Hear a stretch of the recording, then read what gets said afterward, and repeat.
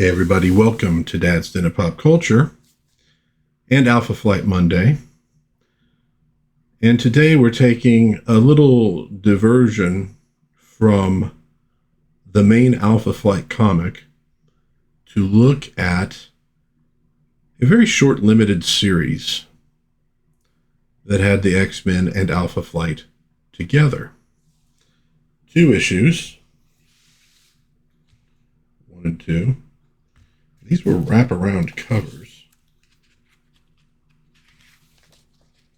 So you can see issue 1 in its full glory. Loki looming in the background. So these comics, there's a note within this first one that says it takes place before Alpha Flight number 25.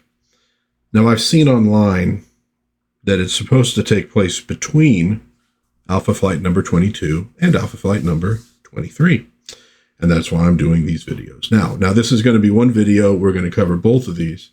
I'm going to move maybe a little bit faster than I usually do, but it might also be just a little bit longer than usual because these are both actually fairly good-sized comic books. It probably could have been like a 3-issue limited series with the material that they had to work with. So let's delve into these. Get that out of the way. Okay. Whoa, Heroes for Hope. X-Men on sale now. Okay. Story is called The Gift. Okay, so The Gift by Chris Claremont, writer, Paul Smith and Bob Wyacek, artists, Tom Orzechowski, letterer, Glynis Oliver, colorist, Ann Nocenti and Denny O'Neil, editors, Jim Shooter, editor-in-chief, based on a premise by Jim Shooter, Ann Nocenti, and Denny O'Neil. Okay. We have this magnificent image of the stars and clouds and this little propeller-driven airplane. Well, not little, but a propeller-driven airplane. Anchorage Center, this is North Star 340. Come in, please. Over. I say again, Anchorage, North Star 340. Do you read me? So it looks like they're going north to Alaska. It's a real song. It's a movie. It's a John Wayne movie. Come on. Okay, so who do we have in this airplane? Well, for one, we have Scott Summers, also known as Cyclops, who at this point had left the X-Men for a bit, and they're transporting some folks, and I believe an archaeologist and some students. Let me read that to make absolutely sure. So it's Mr. Dominic and Dr. Chrétien. How are you both doing? Okay, so we got this team basically going up north. There's several people. And they're all chatting as they go. And we're learning a little bit about them. And we see here that this fella is drawing some amazing buildings. More art than architecture, so to speak. And Scott sees it. He asks him about it. He says, well, it's my sketchbook. I'm sort of a hybrid, you see, as much architect as engineer. I take it back. He is an architect. Okay. I fill these pages with abstract forms, fantasies, whatever comes to mind. Crazy as it sounds, I've actually turned some of these Looney Tune doodles into real buildings. They're beautiful. Not really, not compared to what they could be if our reality was bound by the laws of magic instead of science. Hey, you never know. True enough, the world is nothing if not full of surprises. Until then, it doesn't hurt to dream. And so, that's going to be a plot point to this one. So they're flying in the airplane. He's also going to chat with this fella who's in the back. And so, what you're doing is you're learning a little bit about these people. Now we come up to the cockpit where they're trying to contact Anchorage because well, I'm actually not sure which character's saying it, but I've never seen atmospherics like this. So there's some weird stuff going on in the sky. And all of a sudden, there's this tremendous flash of light. And it's not the new universe. No, they don't know what it is. So this is piloting the plane, Madeline Pryor, who was a lookalike of Jean Grey, and Scott was currently seeing her. So there's this flash of light. My eyes, Madeline. Okay. And then a continent away, we go to the town of Salem Center, roughly an hour's drive north of Manhattan. And Douglas Ramsey is entertaining some friends. And so basically we get some of the New Mutants are hanging out like in a soda shop, and a bully is picking on Doug, known as Cypher, who had mutant powers, but he wasn't like they weren't violent powers. It was the ability to understand like any language.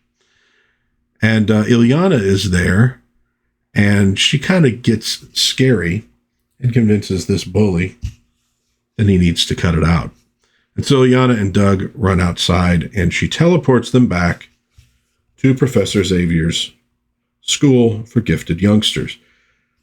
And they see that the Kitty Pryde is there, and the X-Men of that time. We're getting ready for the Danger Room to go through with something. And so who do we have in there? We have Colossus, we have Nightcrawler, we have Rogue, we have the second Phoenix, we have Wolverine. And suddenly something happens and it sets Rachel off. And she's telekinetic. So this sudden rush of pain causes the console to go crazy and the Danger Room to go crazy. And so suddenly Sentinels appear, giant robots designed to hunt down mutants. But this time, like, the safeties are off. So it's genuinely dangerous. And so the X-Men go into combat, and they manage to, they're holding off the Sentinels. And Kitty sends a message to the professor that there's trouble. His astral form appears and calms Rachel down. And that allows them to turn the simulation off. And so she manages to sort of project what happened to her father, Scott Summers. Now, he does not know that he's her father because she comes from the future. A future where the Sentinels are hunting down all of mutant kind. So she sees this thing happen and believes that he has been killed, and that makes her very, very upset. Now we flip to Calgary, Alberta, Canada, where Shaman is giving what's the word I'm looking for? I was going to say diagnosis. Examination, that's what I'm looking for. To Walter, who's Sasquatch, and he's been having some issues with his powers. Shaman leaves. Aurora is there, more dressed than she often is. And she's coming on to him, and Shaman goes in to talk to Heather, who is currently the non-superpowered leader of the X-Men.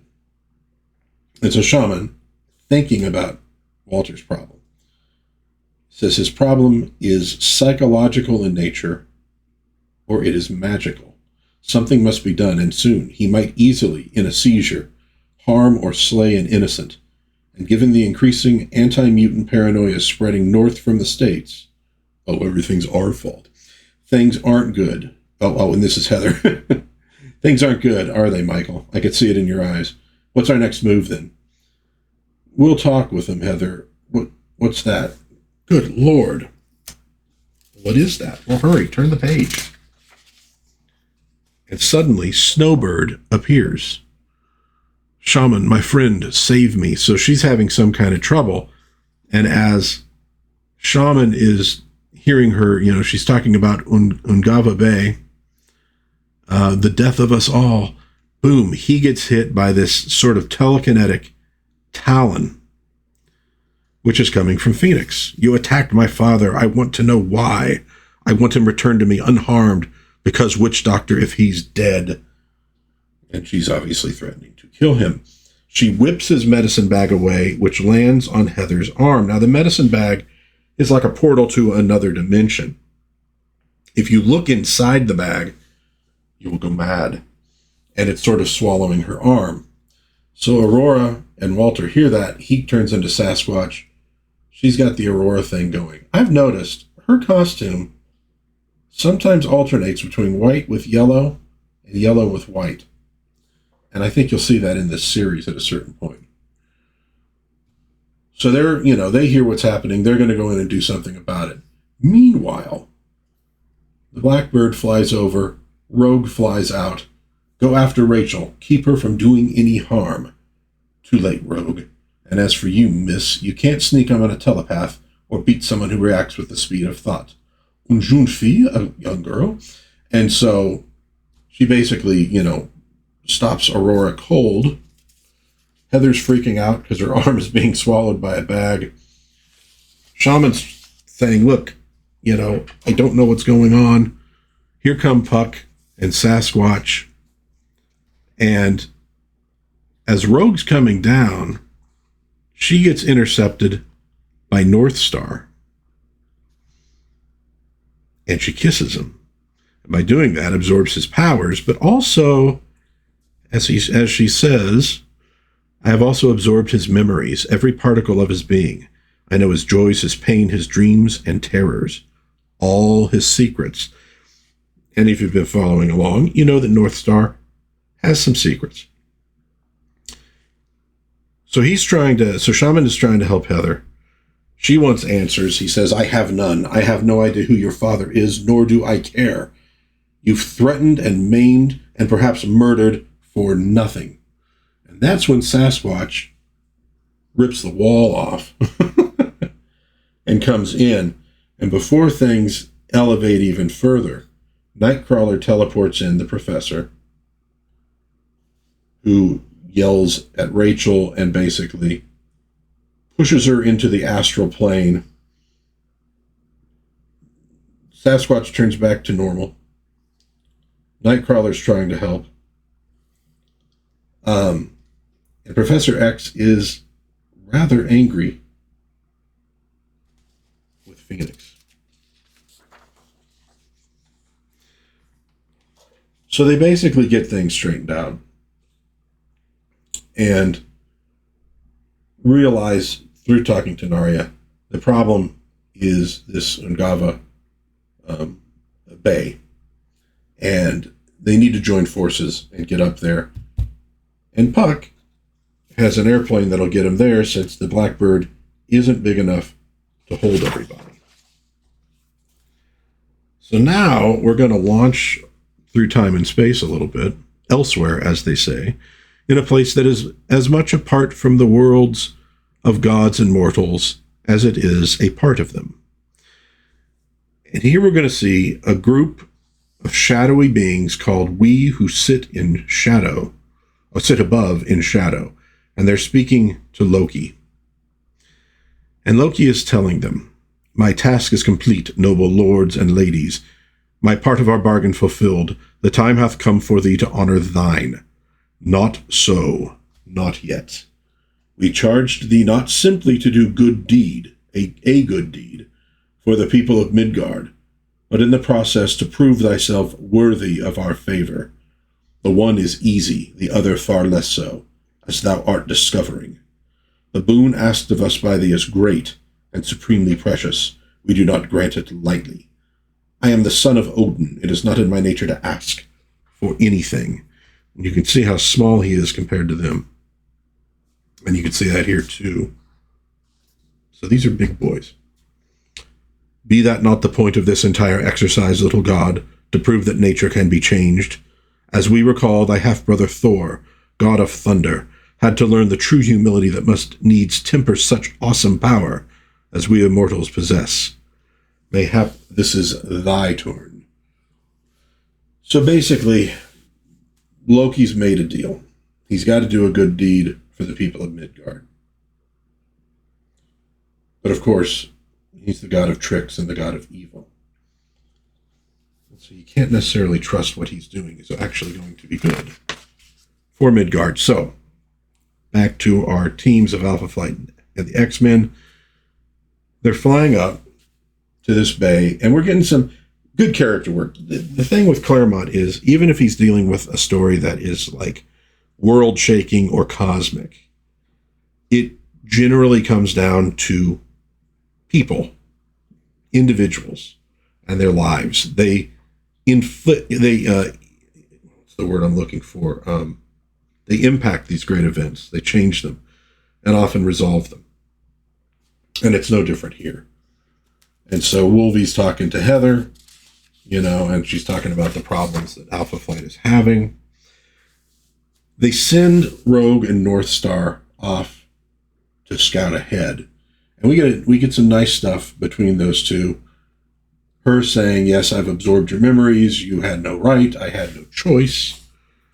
I can't control my power, this and that. And, so it's again, nice character work. You're getting a lot of character work in this. I mean, Claremont, I guess, would technically be the first person to write for Alpha Flight because they had appeared in the X-Men comics.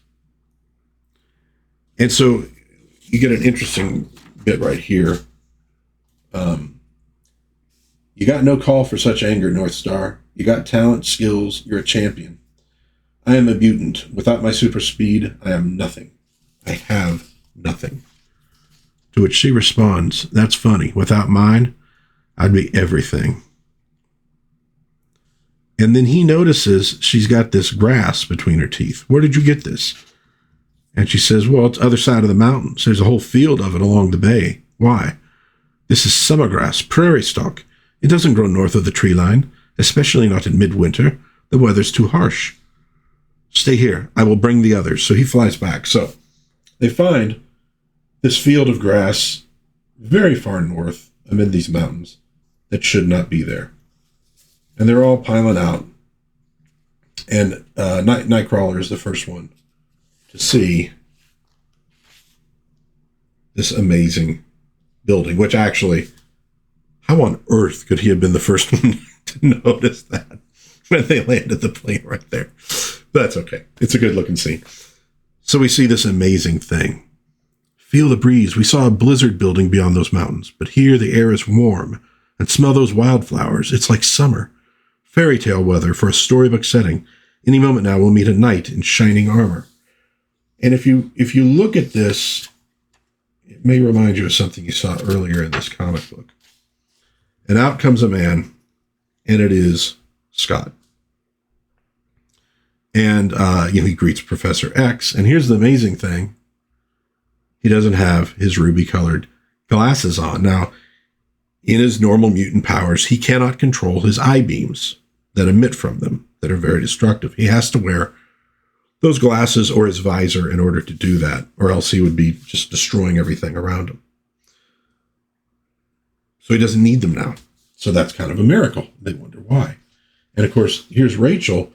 This is her father. He doesn't know this. She does. And she doesn't quite know what to do. And she's thinking about it, yada, yada, yada. So introductions, they lead them in to this amazing thing. You notice North Star walking apart from everybody, which is pretty typical for North Star. And they're going to meet this group of people. Now, these are the people who were on the airplane, but now they become a glam rock band. No, now they have amazing powers, and they've also grown most of them in stature.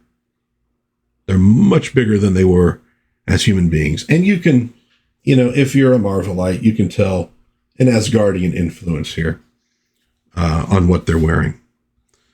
And so they're welcomed by Madeline Pryor. Welcome, dear friends, to what we hope and pray is the shape of our world to come. An earth whereon its children, human and mutant both, will live together forever in peace. Yeah, right. That happens. The X books are going to get canceled. Marvel couldn't live without them. So you can see here how tall she is. Taller than Scott, taller than the professor. And she now goes by the name Anodyne. and she can heal people and do other things, adjust their powers and such. She takes the hand of Puck, and Puck grows to what's the best way to put it?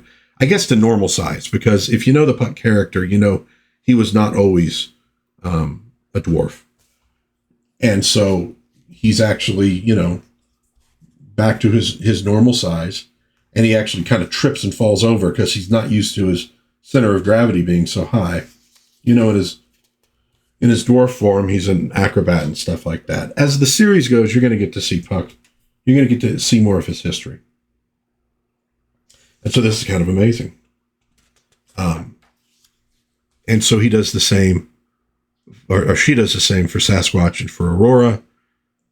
She had a split personality. He was losing control of his powers. Now they're back to normal. Of course, Northstar's freaking out because he always does. Anytime his sister, Aurora, is involved, they calm him down. And you see Shaman here going, could such a wondrous talent aid Narya, Snowbird? She didn't come with us. Why didn't I notice? How could I have been so careless? So Snowbird has not come in with everybody else. But it looks like amazing, wondrous things are happening. So off goes Shaman to find Snowbird. He sends Aurora. She says it's empty. Airplane's empty. So Wolvie, I'll find her. And he's going to be accompanied by these two. I'm a Pathfinder, Wolverine, and Boyd Wilson has dominion over the animal kingdom. He can use local animals for our scouts. We'd like to come along. Suit yourself, Rodriguez.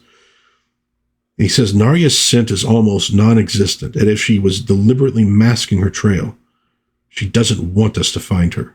What gives? So meanwhile, they're giving them, they're altering their clothes. There's going to be a feast. They're talking about this. They're talking about that. And what? Can't she cure Rogue? And so she touches Rogue. And, well, she tests it out. She kisses Northstar again.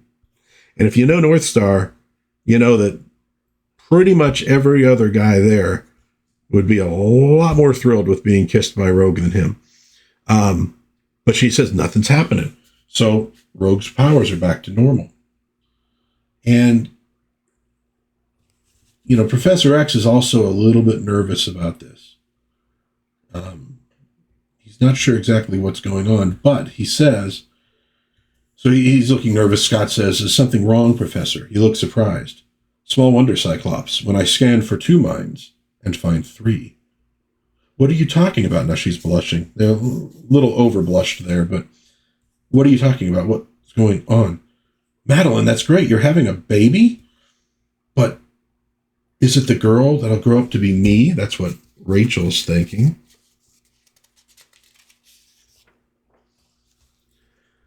And they find out, in fact, it's going to be a son. And that shocks Rachel. But I was firstborn, an only child. This means whatever happens, I'll never be. In this timeline, this era, this reality, Rachel Summers will can never exist. She runs off. Rachel! What the? Of course, again, Scott has no idea what's going on. So Kitty takes after her. The professor's telling her to do so. And Shaman says, Talisman, go with Shadowcat. Why, Dad? What's it got to do with us? Firstly, Elizabeth, whatever you think of the X-Men, they are teammates, and we Alphans look after our own. More importantly, we still know too little about this place. Despite Cyclops' assurances, I am far from satisfied. This is a splendid opportunity to learn. So off she goes. You needn't worry, Professor. I built this citadel. It's perfectly safe. There's nothing in it that can hurt anyone. You see, Professor, Carla can feed the world. Paul house it. There's no limit to the good we can do. And your gift, Mr. Ross? I'm sort of a living library. Through me, the knowledge of the ages, every book ever written, every story ever told is yours for the asking. At the moment, I've but a single question. What is the capital of North Dakota? We're going to find out that question later. We're going to find out right now. He wants to know, how is all this happening? So they come into this giant chamber, and there's this fountain of brilliant light coming up through this pit. And by going into it, that's how they get these powers. So Heather goes into it. Now remember, her problem is she's going to lead Alpha Flight. But she has no superpowers. She's not a superhero. And this worries her. And she comes back in this crazy Asgardian garb, much taller than she was. And her special power appears to be leadership. Herr Professor, do you realize the implications? This fantastic light has the capability of making everyone on Earth a superpowered being like us. Think of it. We mutants will no longer be outcasts. There'd be no more need to hate or be hated. So it would seem, Nightcrawler. It's the goal I've sought my entire life. Why, then, am I so suspicious? What will it take to put my doubts to rest? And just then, something happens to Shaman. These spirits, demons, whatever they are erupting from his medicine pouch. And he cannot control it, and he cannot stop it. Good art in this book. Oh, the Nightcrawler Minute. I've always wanted this limited series, and I've never gotten to read it one day. And so they grab this thing, Aurora and Northstar, and they kind of throw the thing off, and something is wrong. Shaman is dying. So what is going on? Well, we need to wait. Let's find out what's going on. What's going on? What's going on? So we come to issue 2 of this limited series of X-Men and Alpha Flight. The fight of the century. The Lord of Lies is going to save the world if he has to kill the X-Men and Alpha Flight to do it. This is also a wraparound cover. Ooh, what's coming up from behind? That's a big dude. So, this kind of recaps what we've just seen, so we're going to ignore that for the moment. So while all that other stuff is happening, Talisman is making her way through this citadel, looking for Kitty and Rachel.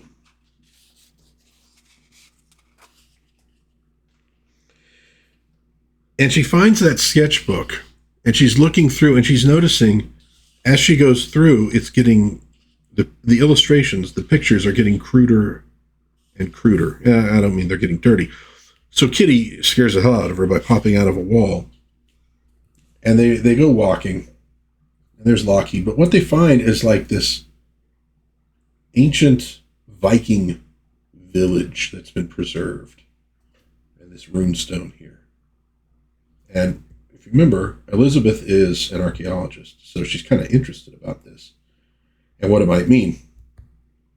And Lockheed is like, hey, I found something, let's go. And of course, what he found was Rachel sitting atop this mound. There's standing stones around it. This would have probably been some sort of a tomb. And she's weeping.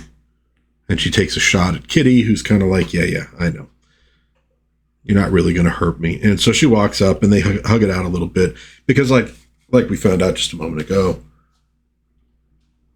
she doesn't belong in this timeline. And finding that her father is going to have a son and not a daughter is a problem for her. The talisman says Rachel wants more than anything a family, a father she can't have. Whereas I turned my back on mine. I've resented, even hated my dad for so long, blaming him for Mom's death. But I wonder, in trying so hard to hurt him, if I've simply hurt myself more. So again, we're talking Claremont here. With Claremont, it's all about the people, individuals, the things they're going through. And he weaves it into the wider storyline. So they bust through this wall because things are starting to fall on them. The ceiling, the cave's collapsing. So she basically she busts through so they can get away from where they're at, because it looks like they're going to maybe be crushed. And in fact, there's a cave in, but they're using their powers, etc., to get out of it. And they wind up in this, the chamber, like where the pit is.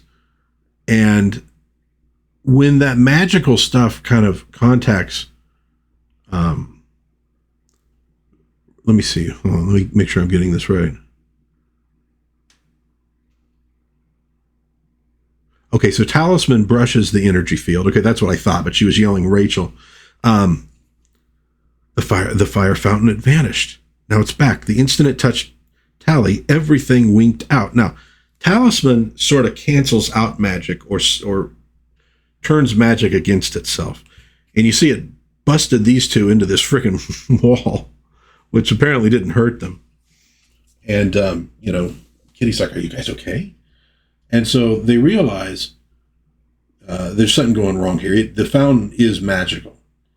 For that split second we were in contact, I felt positively supercharged, which is probably why neither Rachel nor I were hurt by the backlash. I was somehow able to protect us both. Sorcery doesn't just happen. Spells have to be cast. So what are you driving at, Kitty? That cave-in wasn't an accident, which means that somebody was afraid we'd learn something we weren't supposed to. This citadel, the transformations those people up there have undergone, has been presented as the best thing that's ever happened. The solution to war, prejudice, famine, disease, want, all humanity's ills. Maybe it is, but suddenly I've got a whole lot of doubts. Cyclops is your teammate. The first person changed by the fountain was his wife. Do you think they're lying? Let's find out. So they're off to see what's going on. Little Scooby-Doo, right? The teenagers have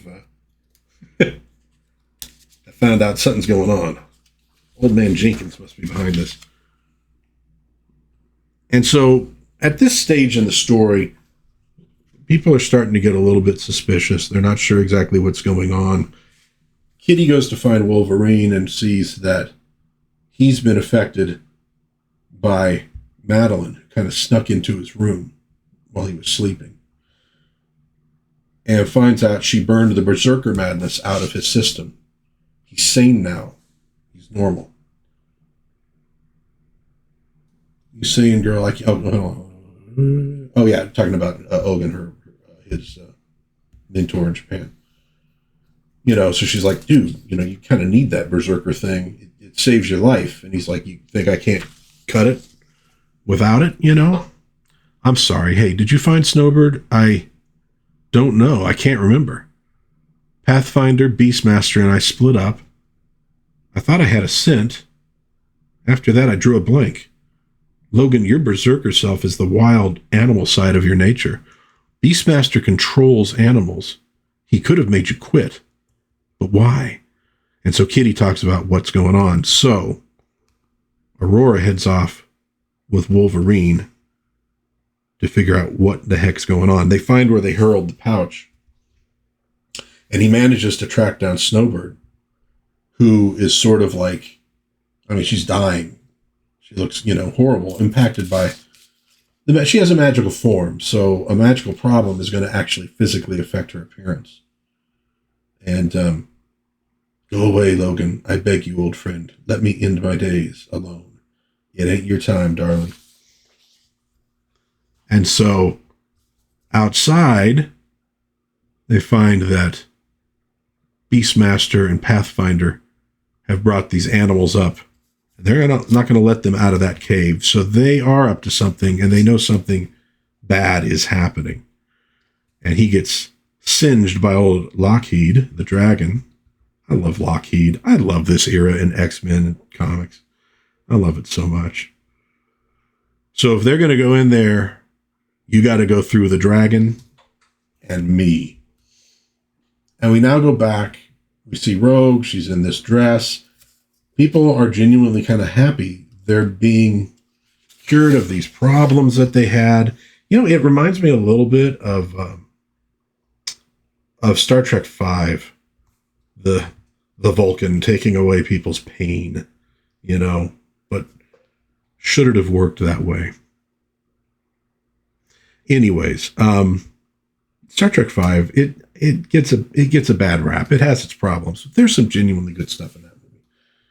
I'll probably talk about that someday. So they bring the runestone to this dude. I can't remember what his like superhero-y name is, but he's the one who knows essentially everything. And so he can translate this runestone. This runestone you found is really quite fascinating. It's a dedication stone, marking the deity to whom the settlement was consecrated and the souls of its people pledged. Usually, the objects of such stones were Odin and Thor. I know, but this one's different. Yes, it's much rarer, almost unheard of. The dedication's to Loki. So back to Asgard, Loki's manor, his manse, and he's watching. I have given these fools the power to reshape their world. Why are they being so contrary about it? Why can they not simply accept Loki's gift without question? My curse on those who live above in shadow. At their bidding to gain a prize beyond price, I humbled myself. I did a good deed. But that, they said, was not sufficient. I must yet prove myself worthy. But of what use are my efforts, my hopes and dreams, if those misbegotten mortals refuse the glory I offer them? So typical Loki. I know, everybody fell in love with Loki in the MCU. Loki is a jerk. Just because Hiddleston is cool, don't be fooled. So ultimately, Wolverine shows up, had a little fight with Pathfinder and Beastmaster, and reveals Snowbird. And if you can see, I'll move this a little bit closer if I can. It does not look like Snowbird, how she usually looks. She's in bad shape. Narya is a creature of magic. She took sick the moment the fountain came into being. Shaman's power derives from magic. It went crazy the moment we walked through the Citadel's front door.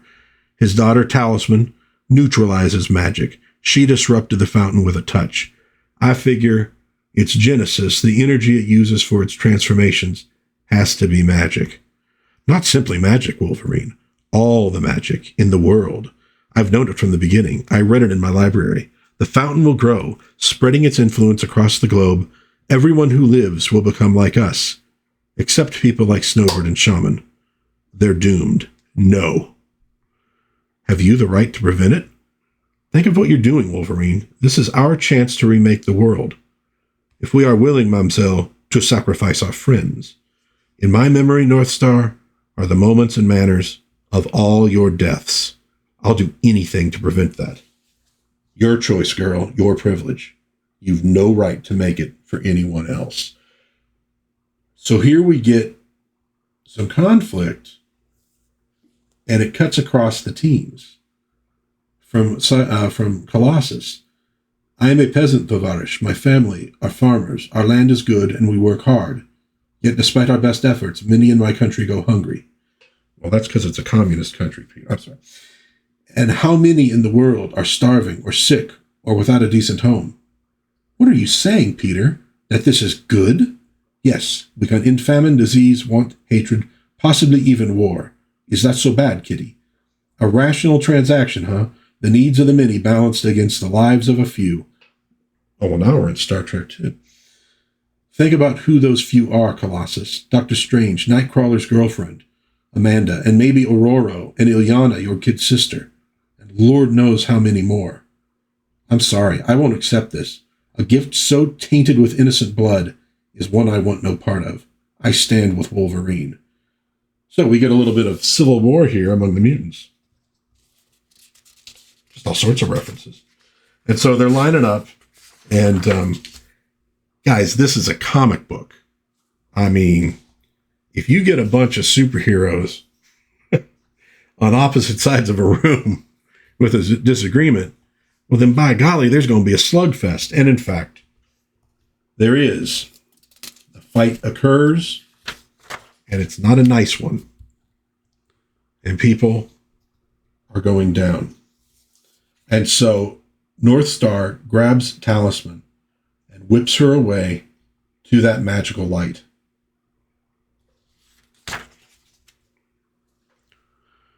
To do something about it. And they're captured before they can do anything. And Aurora, who you now see, yellow with white trim. It was a new costume. They probably, just got it wrong accidentally. She finds that sketchbook and she presents it to him. And what they discover is that, yes, he's gained this power to make these things real, but he's lost all creativity in the process. And so this magic does come at quite a price. No creativity, and magical beings are going to die. So they rush out and they stop the fight in time for our pal Loki to show up. I am Loki, Prince of Asgard, your humble benefactor. Thanks to my fire fountain, you are no longer human. Therefore, what need have you for your so-called humanity? What was important to me, what gave my life meaning, wasn't the ability to build, but to create. What good is my power, your gift, if it costs my imagination? Have a care, manling. Thou art but a little god, while I am lord of the golden realm. Take not that tone with me, mister. Moreover, master builder, I sense thine objections are not shared by the majority of thy fellows. For thy convenience, Paul Dominic, thy sake, should the whole world suffer? And so, all right, moment of truth. Great power, great potential, great cost. And to this, Scott Summers answers him, what of those of us who already possess powers? We'll be no better off than before. We'll be the only ones left with imagination. We'll be the dreamers in a world that can't. How long before we're resented for that, and then hated, and then killed? In the end, we won't have changed anything, saved anyone, at least as far as mutants are concerned. We'll still be outcasts, pariahs, targets. You will all yield, Cyclops, or you'll need not wait for the hour of your destruction. It is at hand. Even your considerable might is no match for yonder snow giants, creatures as ancient and eternal as the planet, as mercilessly powerful as winter itself. And basically, Scott's answer to Loki is to blast him in the face with his eye beams. Well, the war between the heroes is over, and now they unite to go after the giants. You can see it's Colossus. I think Colossus and Sasquatch down there. But this is a fight they probably cannot quite win. And Rogue tries to steal Loki's powers. That doesn't work out well for her. And, they're starting to figure out what's really going on. Madeline does not want to give up her powers. And Talisman is saying to her, at every stage he manipulated you like puppets. Why else would Earthmover try to bury me, Rachel and Kitty? Or Pathfinder and Beastmaster do their best to murder Snowbird? Are you killers? Is that your true nature? You're a healer, Anodyne. Is this the kind of world, paid for with innocent blood, you want for yourselves, for your children? She has to think about that. And what happens is she's almost struck by one of the giants, and the one library dude gets in the way and gets full on hit. And the North Star grabs her. They rush off and find him. And so she's going to heal him. But the powers are dying out. And here comes Loki. As I recall, milady, thou didst deny my gift. Loki, no. Thou spokest with considerable passion, Madeline Pryor. Far be it from me to stand in the way of such righteous determination. You can't. It is done. But Sam will die. A pity, truly. I am as touched by thy solicitude as by his plight. But there is naught that I can do, for my powers have nothing to do with the healing arts. That, dear Anodyne, was thy purview. So here she is. She said, okay, I'll give up the powers, but now she can't heal this man, who's a friend. And so she bows to Loki to regain her powers for a time. But he says, I want no more defiance. My will shall be done, mortal, and thou wilt do all within thy power to aid me. Have I thy word on it? Yes. Splendid. So she kind of gives up her freedom, and you notice him grabbing her by the throat, and that's what we see on the cover. That's a hard choice. Claremont, again, a lot of hard choices.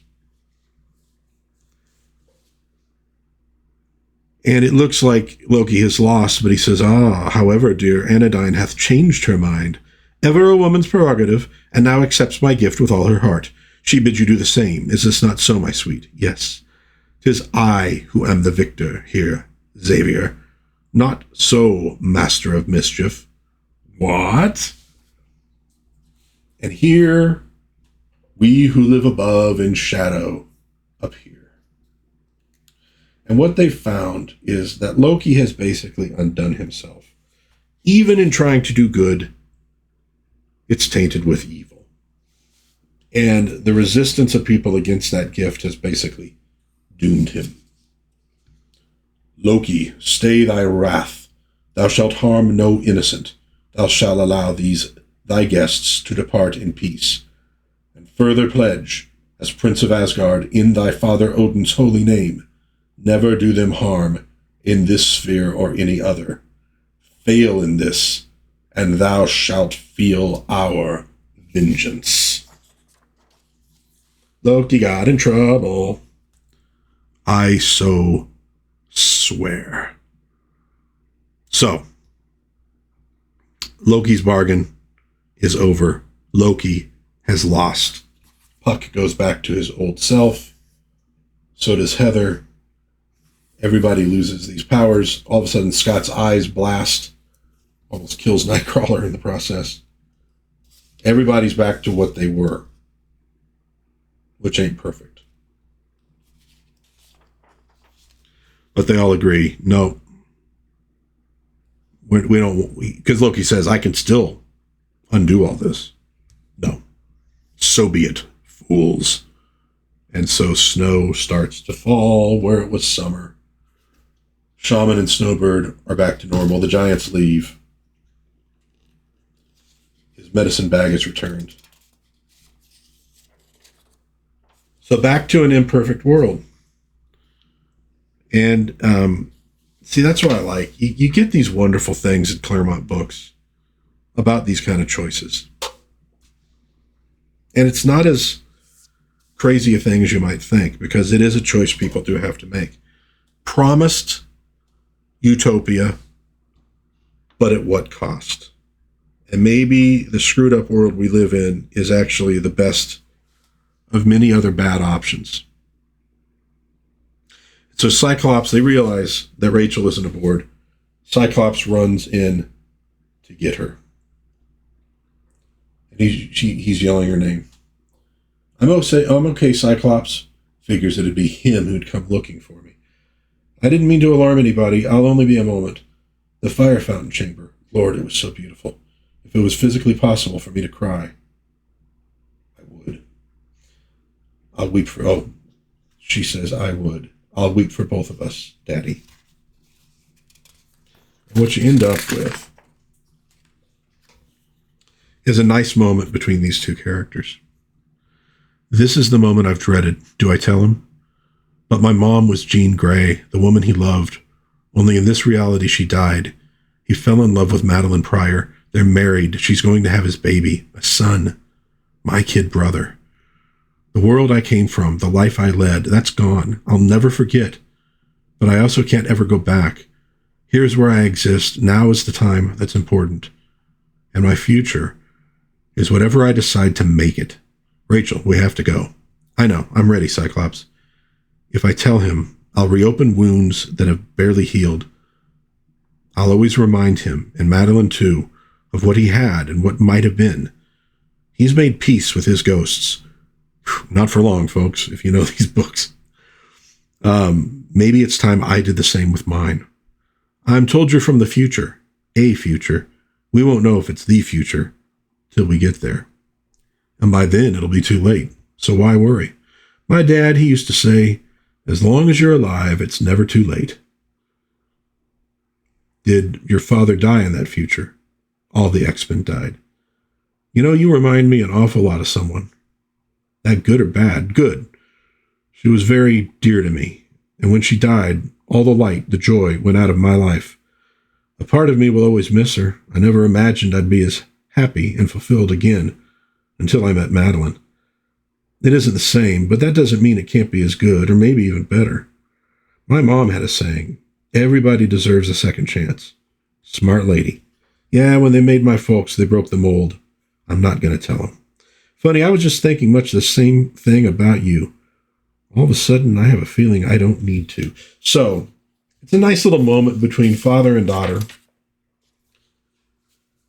And in the very end, as everything starts going back to normal, we get a reminder. This rose appears. A reminder that humanity alone carries within itself the power to create paradise on earth on its own terms by its own efforts, without the gifts or machinations of greedy gods, which for better or worse is how it should be. A statement I don't know that I agree with 100%, although I would agree we don't need to deal with greedy gods. So there we have X-Men and Alpha Flight. A nice piece of work by Claremont. Again, art, Paul Smith and Bob Wycheck. Well done, well drawn. Good facial expressions, which is important for these kind of stories where there's a lot of character work being done. And again, woven in really nicely with the greater cosmic sort of storytelling. Something that Claremont was just great at doing, and it's why he was on the X-Men for so long. And if it feels to me like he was able to do it best with the X-Men. Because he wrote a lot of other books too.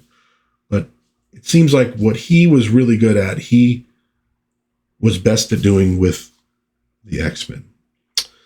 So X-Men and Alpha Flight, what do you think? Folks, leave your thoughts in the comments if you liked it, if you didn't, if you have anything you want to sound off about in terms of some of the things we learned about the characters in this book.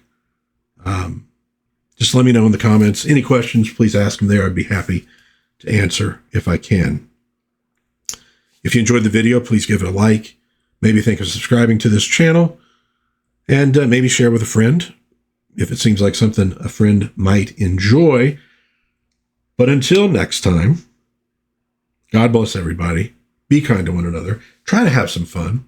And I'll see you either for my next pop culture video or maybe next Monday when I'll be looking at Alpha Flight number 23. But until then, whenever next I see you, bye-bye.